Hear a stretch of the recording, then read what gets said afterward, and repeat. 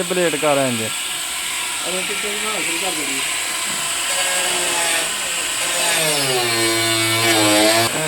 ਕਿਤੇ ਬਣਾ ਸ਼ੁਰੂ ਕਰ ਦੇ